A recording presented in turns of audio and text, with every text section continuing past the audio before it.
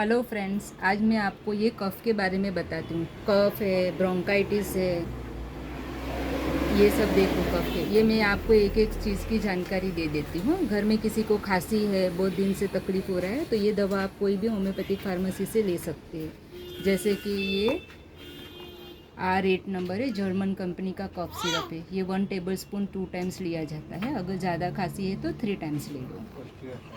ये SBL का स्टोबल cough syrup है। ये भी खांसी में बहुत काम आता है। जैसे कि ड्राई कफ है, ये एक एक चम्मच दिन में 2 बार ले लीजिए। ये शुगर फ्री स्टोबल कफ सिरप है। जिसको डायबिटीज़ है वो ये कफ सिरप लेने का।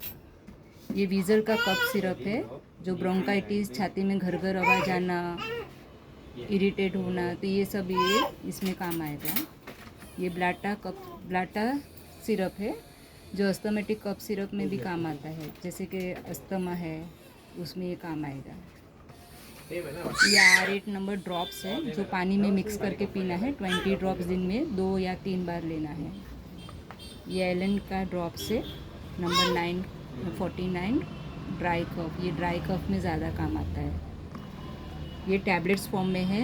6 टैबलेट 3 टाइम्स लेने का है, इसको कफ के लिए है।